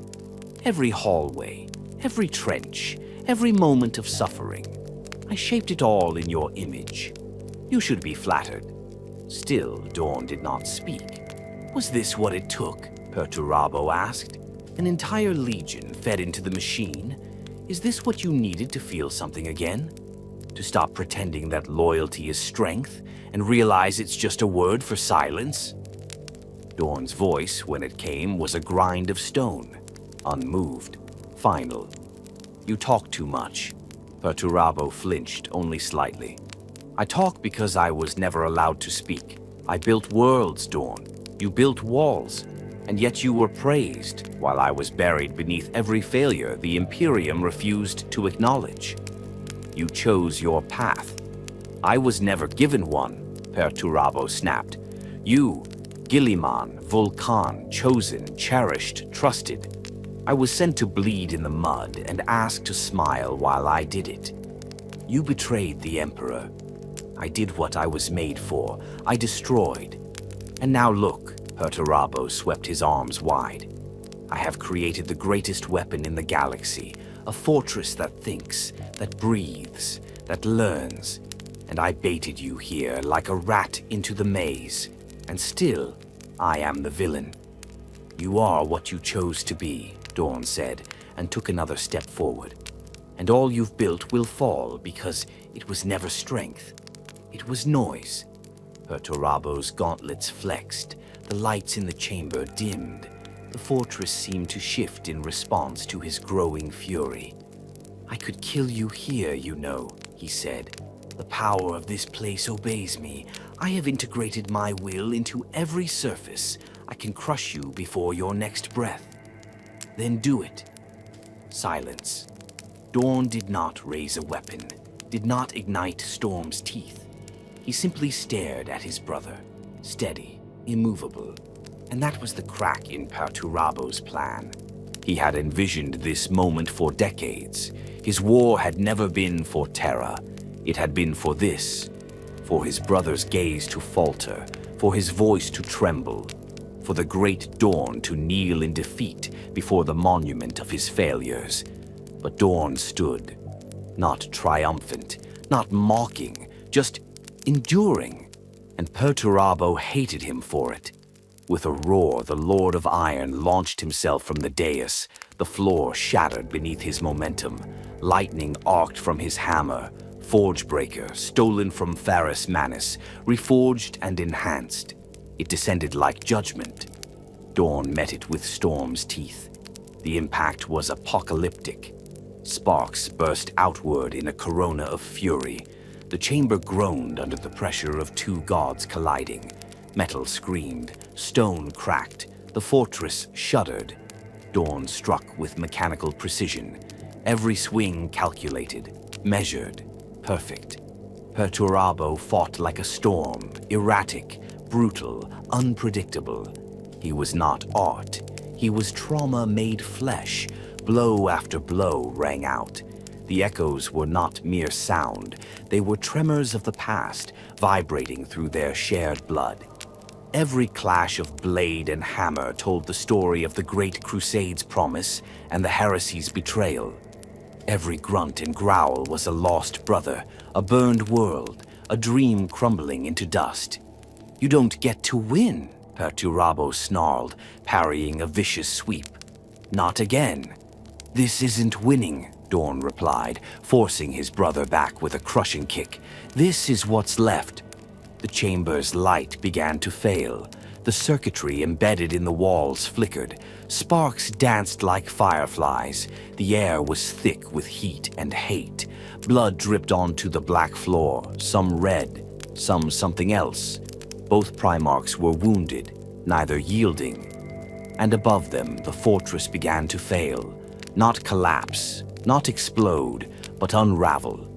It had been built as a message, a monument, a trap, but it could not contain the very forces that birthed it. The warp stabilizers faltered, demonic sigils bled fire, floors twisted into new configurations at random, no longer responding to Perturabo's will.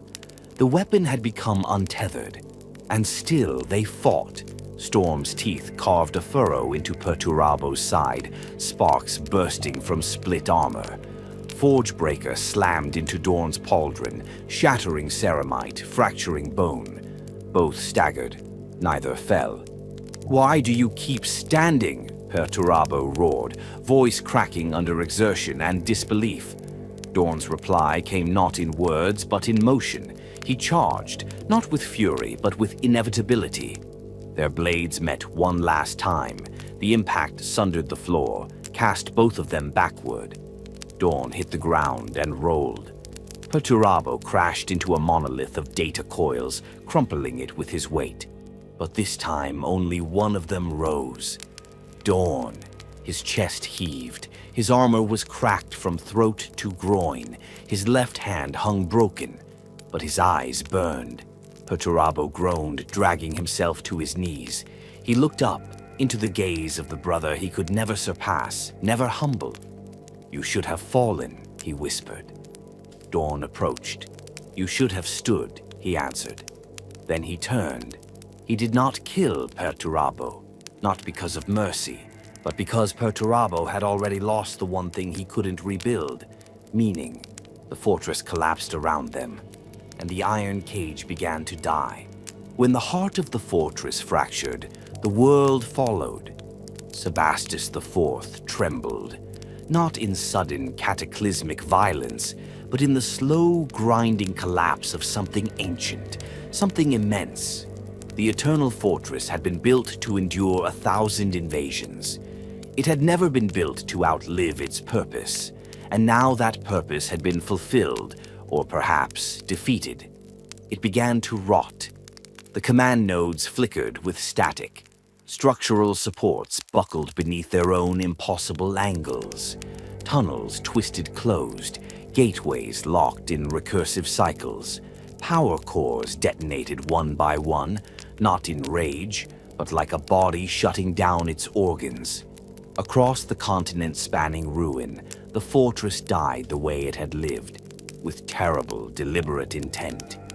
But the Sons of Dawn were still inside, and they had no intention of dying with it. The remnants of the 7th Legion moved like phantoms through a world dissolving around them. They were few now, very few. Whole companies had vanished. Entire squads had gone into the labyrinth and never come out. Those that remained wore their survival like a burden. Their armor was burnt black, stripped of heraldry. Their weapons were low on charge, their blades nicked and rusting.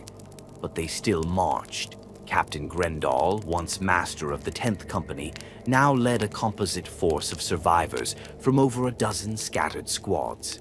They moved through a corridor collapsing in on itself, every meter a gamble. The walls hissed as coolant systems ruptured. The floor panels shifted underfoot. The fortress was folding in, trying to devour its children like a dying beast swallowing its own tail. But Grendel didn't slow. Neither did the Battle Brothers behind him.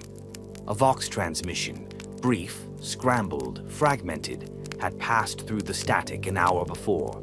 Just long enough to ignite something fragile and dangerous in the hearts of the remaining fists. Reinforcements were coming. They didn't know who. They didn't know when. But it didn't matter. They had something to move toward again. Hope. Not salvation. Not rescue. Just the possibility that someone might see what they had done. And that was enough. Above them, the sky boiled. The orbital battle was still raging. The Iron Warriors' fleet, though brutal and relentless, had lost cohesion. The Ultramarines had arrived, not in parade formation, but in vengeance. Robout Guilliman had brought his full wrath, not because Dorn had asked for it, but because he had not. Because Dorn had gone into the jaws of death without a word. And now Guilliman answered with fire. Strike cruisers punched through the blackened atmosphere. Blue-armored Thunderhawks screamed overhead, their engines howling like angels of judgment. Drop pods hammered into the fractured landscape, deploying fresh troops who found no front line, only chaos and echoes. What they found were stories written in blood, Sergeant Targos of the Ultramarines 3rd Company landed amid a field of craters. He expected resistance. He expected gunfire. Instead, he found silence. And then he saw them. 7 Imperial Fists. They stood in a rough circle, backs to each other in a defensive formation. They did not fire. They barely moved. Their armor bore no company markings, only dents, burns, gouges. One of them held a standard. It was broken in half, but still upright. When the Ultramarines approached, one of the fists raised a hand. Not in warning, in recognition. "Help us dig," he said. It took Targos a moment to understand. They were digging a grave for one of their own. The fragments of the 7th Legion converged slowly, guided by instinct, by beacons, by half-heard commands through a broken vox net. They found each other in the ruins. They moved through collapsing corridors, leaping chasms where floors had given way, navigating by memory and blood. They found Dorn last. He emerged from the smoke like a statue stepping out of myth. Bloodied, scarred, limping, but unbowed. His armor was fractured across the chest, one arm held against his side where bones had splintered beneath ceramite. He said nothing as his surviving sons knelt before him. He looked at them, these few, these scarred, these unbreakable, and he nodded once, not in triumph, but in recognition. They had endured, and that was all that mattered. The Ultramarines reached them within the hour. Guilliman himself stood at the forefront of the relief column, immaculate in his cobalt plate, his expression torn between rage and grief. When he saw Dorn, he stopped. The two brothers stared at one another across the ruin of a battlefield that had cost a legion. Guilliman spoke first. "You were never meant to go alone." Dorn's reply was simple. "No one else could have." That was the truth of it. This had never been a battle meant to be won. It had been a crucible, a reckoning between two visions of what it meant to serve the Emperor. Perturabo had built the cage to prove a point, that Dorn's loyalty was weakness, that walls and vows meant nothing. But Dorn had shown another truth, that strength was not in stone. It was in sacrifice, in refusal, in the willingness to bleed and crawl and die for something that could not be measured in numbers or strategy. That was the soul of the 7th Legion. Guilliman saw the ruin of the Imperial Fists and said what he had once sworn he would never say. "We were wrong." Dorn looked at him. "We were incomplete. There was no ceremony, no declarations, just understanding. Between warriors who had seen the edge of hope and walked past it. The decision was made not with words, but with action. Dorn knelt with his sons and began the division of the Legion, not because Guilliman demanded it, but because they had earned it. The iron cage had cost thousands of lives. It had nearly destroyed the 7th. But from its ashes, Dorn would forge something stronger, not larger, not more glorious, but leaner, fiercer, wiser. The Imperial Fists would endure, but so too would the Black Templars, the Crimson Fists, the Excoriators, the Hammers of Dorn. Each one a scar left by Sebastus IV, each one a memory, each one a promise. And far away, beyond the veil of sanity and stars, Perturabo retreated into the Eye of Terror, wounded, defiant. He had not killed Dorn, he had not broken the Legion, but he had marked them. And in doing so, he had won a darker kind of victory, because even in defeat, the iron cage would echo. Through every drill the Fists ever endured, through every siege they ever survived, through every chapter Dorn would found with teeth clenched and jaw locked. The fortress had fallen, but its ghost would never leave them. They would carry it forever. There are wounds that never close, not because they bleed, but because they remember. In the years that followed the Iron Cage, the Imperial Fists were spoken of not as warriors, but as survivors. The fortress monastery upon Terra was rebuilt, but its banners no longer hung with the same brightness. The names etched upon its walls far outnumbered the living who remained to read them. And though the chapter endured, it bore a silence heavier than any stone they had ever laid. There was no victory cry from Sebastus IV, no triumphant return, no parades upon the landing platforms, only the thunderous hush of a legion that had been brought to its knees and chose with deliberate strength to rise instead of fall. Rogal Dorn had changed. So had his sons. It began with a question, asked not by Guilliman or Malcador or even a chapter master, but by an apothecary kneeling beside a field of gene seed canisters. Do we remain? The question was not about loyalty. The 7th Legion had already proven their loyalty in blood and fire, in sacrifice and silence. No one would ever again accuse the Imperial Fists of pride or disobedience. The question was about identity. How does a legion, bred for unity, bred to be the wall, survive after it has been shattered? How do they keep fighting, knowing their brothers lie in twisted bunkers, nameless and unmourned? Rogal Dorn answered the question himself in a chamber beneath the rebuilt strategium on the phalanx. He stood before a casket draped in yellow and black, the bones within unidentifiable, the armor scorched into oblivion. Around him were captains, fewer than a dozen, each one bearing the weight of the dead. We were meant to be whole, Dorn said, his voice worn thin. But what is whole can break, and what is broken must choose to end or to endure. No one interrupted. The Codex was born of fear, he continued, but it was not wrong. Guilliman saw the cost of singular strength, and now, so have we. He turned to the sarcophagus. Our strength will not be in how large we are, but how unyielding we remain, however we are divided. The wall is not a single stone. It is the line, the bond. He placed his gauntlet against the coffin. And so we will divide.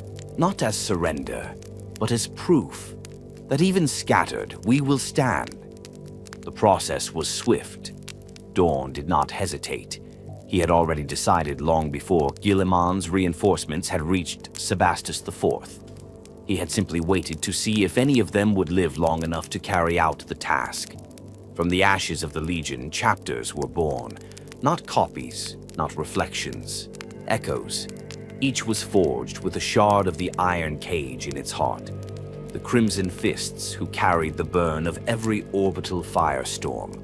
The Black Templars whose zealous fury was kindled in the trenches where bolters melted and blades failed. The Executioners, the Fists Exemplar, the Excoriators, all bore part of the trauma. All wore it differently. The phalanx itself, that great fortress ship, became the cathedral of memory. Not all of the newly formed chapters would share it, but they would all visit. They would kneel in its shattered halls and remember the price of Dorn's will. The broken stones of Sebastus IV were enshrined within, each one etched with the name of a fallen brother.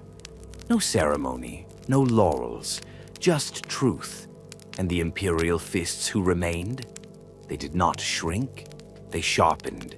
What had once been a legion of builders, architects, and bastion keepers became something else, leaner, harder, more austere. Their training rituals tripled in intensity. The pain glove became more than a tool for reflection. It became a rite of passage, a spiritual forge. New recruits were not told of the iron cage in their first years, not in words. They were shown the records, the maps, the casualty reports, and then they were sent into the Wall of Martyrs, an internal gauntlet designed to mimic the worst of Perturabo's fortress. Most did not make it through the first time. Those who did emerged changed, and when they knelt before the shrine to Dorn, the light in their eyes was the same that had burned in his on the day he walked into the cage. It was not rage, it was resolve. Rogal Dorn himself was never the same. He rarely spoke after the battle. When he did, his words were as clipped and deliberate as chisel strokes. He did not issue lectures. He did not engage in philosophical debate. He rebuilt the chapter from the inside, piece by piece. He oversaw the forging of each successor, personally evaluated their commanders, trained neophytes in silence, showing them only how to stand and fight and fall without breaking. Some said he was haunted, not by defeat, but by victory, because what he had done on Sebastus IV, what his legion had endured, had worked. They had outlasted Perturabo's masterpiece. They had walked out of the grave that was built for them. But the cost was beyond reckoning, and to Dorn there could be no pride in survival when it came draped in the bones of the Brotherhood. Some questioned whether Dorn had allowed himself to be drawn into the trap, not out of necessity, but out of a need to prove something, to Perturabo, to the Codex, to himself. He never answered. He simply kept building walls, chapters, ideals, until there was no line between the man and the structure he had become. But the most telling change was this. The Imperial Fists never rebuilt the fortress on Sebastus IV. They had the coordinates. They had the firepower. Guilliman even offered a cleansing bombardment to erase the site entirely. Dorn declined. Instead, a single beacon was placed upon the broken world.